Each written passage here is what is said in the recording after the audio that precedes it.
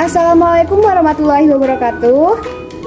Halo teman-teman semuanya, apa kabar semuanya? Semoga semuanya selalu baik dan selalu dalam lindungan Allah Subhanahu wa Ta'ala. Amin. Sebelumnya saya ucapkan terima kasih kepada Ibu Anggi Sugiyarti MPD selaku dosen pengampu mata kuliah Pendidikan Seni Rupa yang telah memberikan kesempatan kepada kelompok 1 untuk mempresentasikan hasil dari makalah yang telah kami buat. Pada kesempatan kali ini, saya dan rekan-rekan saya akan mempresentasikan hasil dari makalah yang telah kami buat dengan judul Pengertian Dasar Estetika dan Prinsip Seni Rupa beserta unsurnya. Sebelum kita memulai presentasi hari ini, marilah kita buka presentasi hari ini dengan bacaan basmalah bersama-sama. Bismillahirrahmanirrahim. Namun sebelum itu, saya akan memperkenalkan terlebih dahulu rekan-rekan saya yang ada di kelompok 1. Baik, sebelum kepada para pemateri, di sini saya akan menjelaskan terlebih dahulu sedikit tentang estetika. Apa itu estetika? Nah, menurut Kamus Besar Bahasa Indonesia atau KBBI, estetika yaitu suatu cabang filsafat yang membahas tentang seni, nilai keindahan, dan tanggapan manusia terhadapnya. Estetika juga dapat didefinisikan sebagai kepekaan manusia terhadap seni dan keindahannya. Nah, untuk materi selanjutnya akan disampaikan oleh para pemateri. Ke para pemateri saya persilahkan. Unsur-unsur estetika. 1. Unsur bentuk. Bentuk shape sangat berpengaruh pada daya tarik suatu objek. Secara umum, bentuk objek terdiri dari 2 jenis, yaitu 2 dimensi dan 3 dimensi. Yang kedua, unsur warna. Keindahan suatu objek juga sangat dipengaruhi oleh unsur warna objek, akan disesuaikan oleh orang-orang yang akan menggunakan. Yang ketiga, unsur tema.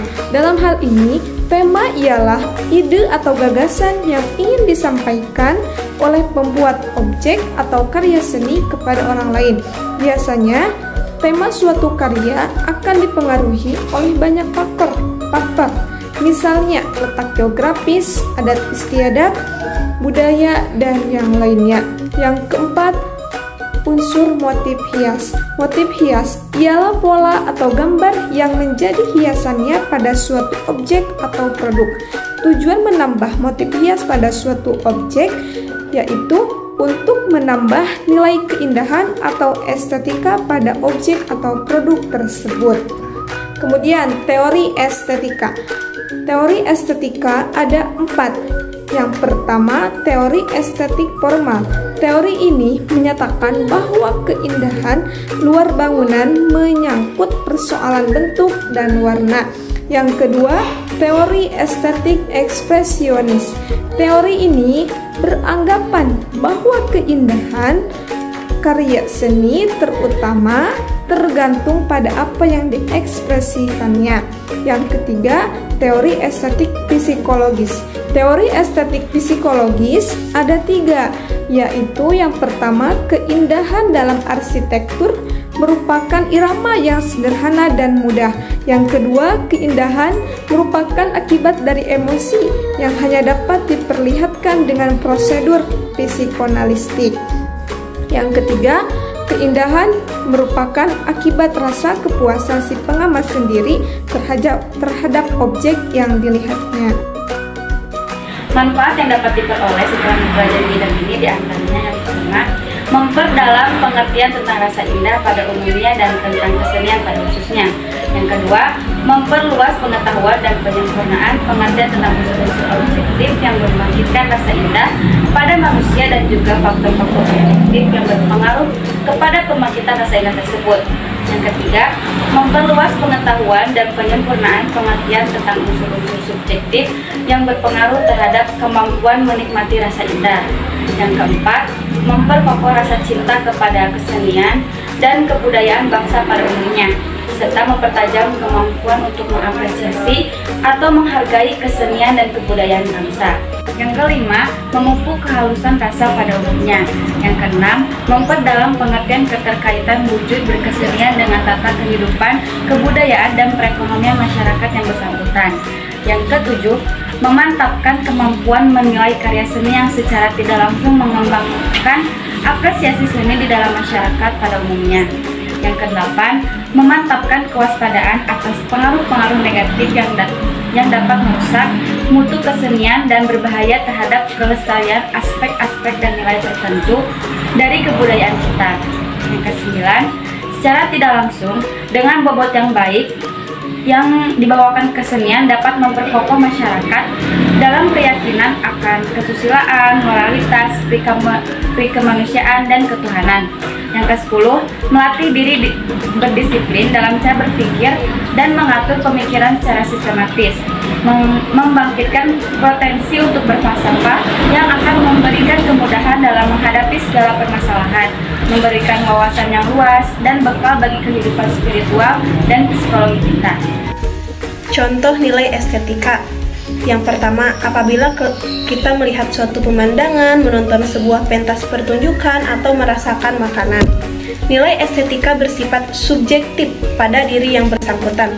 Seseorang akan merasakan senang dengan melihat sebuah lukisan yang menurutnya sangat indah. Tetapi orang lain juga tidak mungkin suka dengan lukisan itu. Kita tidak bisa memaksakan bahwa lukisan itu sangat indah. Selanjutnya, prinsip seni rupa. Prinsip seni rupa adalah cara menyusun atau mengatur unsur-unsur seni rupa sedemikian rupa hingga dapat membentuk sebuah karya seni. Dengan kata lain, prinsip seni rupa adalah pedoman dalam membuat sebuah karya seni rupa. Prinsip seni rupa itu ada 9. Yang pertama adalah kesatuan atau unity. Kesatuan dapat dicapai melalui pendekatan unsur seni rupa antara lain. Yang pertama adalah kesamaan unsur, yang kedua adalah kemiripan unsur, yang ketiga adalah keselarasan unsur, yang keempat adalah keterkaitan unsur, kelima keterikatan unsur, dan yang terakhir adalah kerapatan unsur. Yang kedua adalah keseimbangan atau balance.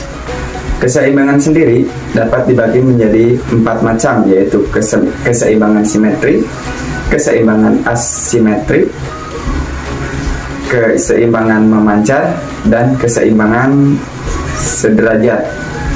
Yang ketiga adalah irama, dan yang keempat adalah komposisi.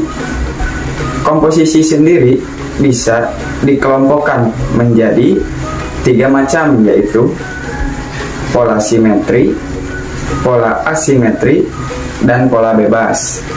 Yang kelima adalah proporsi. Proporsi dalam seni rupa adalah suatu perbandingan porsi antara unsur dalam suatu objek. Yang keenam adalah keselarasan atau harmoni. Keselarasan adalah prinsip yang digunakan untuk menyatukan unsur-unsur yang ada dalam seni rupa agar menciptakan perpaduan yang selaras. Yang ketujuh adalah gradasi, yang kedelapan kontras, dan yang terakhir adalah penekanan. Unsur-unsur seni rupa 3 dimensi. Yang pertama ada titik, ada garis, ada bidang, bentuk, tekstur, ruang, gelap. Unsur-unsur seni rupa lainnya. Yang pertama unsur-unsur seni rupa modern. Ada eksperimen, ya, merupakan suatu uji coba pada sebuah karya seni rupa guna mengetahui fungsi dan nilainya pada karya tersebut. Kemudian selanjutnya ada orisinalitas, ya, merupakan salah satu dari unsur seni rupa modern yang memiliki peran penting karena dengan adanya unsur ini seniman tidak akan khawatir lagi jika hasil karyanya akan dijiplak oleh orang lain. Kemudian selanjutnya ada kebaruan, ya. Kebaruan merupakan sebuah gagasan berupa teknik gagasan, perspektif, serta bentuk yang dimunculkan untuk membawa telaah baru pada karya seni rupa. Selanjutnya ada pembaruan, yaitu inovatif, ya. Untuk unsur ini membutuhkan unsur pembaruan. Jadi penting, ya, pembaruan ini untuk mempengaruhi hasil karya seniman untuk bisa selalu tampil mengikuti perkembangan zaman. Unsur seni rupa 2 dimensi dibagi menjadi 2, yaitu ada unsur fisik. Dalam seni rupa 2 dimensi tentunya memiliki unsur fisik yang akan menonjolkan penampilannya. Unsur fisik ini juga dapat dilihat ataupun dirasakan langsung oleh manusia. Unsur-unsur tersebut antara lain titik, bidang garis, bentuk, warna, dan gelap terang. Dan ada juga unsur non-fisik. Jika tadi unsur fisik, maka pada unsur ini kebalikannya, yakni unsur non-fisik. Dan inilah yang dimaksud dalam kalimat seni rupa 2 dimensi memerlukan sentuhan khusus dengan beberapa unsur di dalamnya. Para seniman juga biasanya menyebutnya sebagai prinsip karya seni.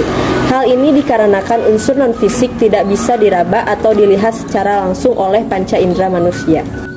Baik, terima kasih kepada teman-teman semua yang sudah menyampaikan materinya. Semoga teman-teman yang lain bisa memahami materi yang telah disampaikan. Dan saya ucapkan terima kasih kepada Ibu Anggi yang sudah memberikan kesempatan kepada kelompok kami. Dan saya ucapkan terima kasih juga kepada teman-teman semua yang sudah menonton dan menyimak video ini. Mungkin sekian presentasi dari kelompok kami. Mohon maaf apabila banyak kesalahan. Terima kasih. Wassalamualaikum warahmatullahi wabarakatuh.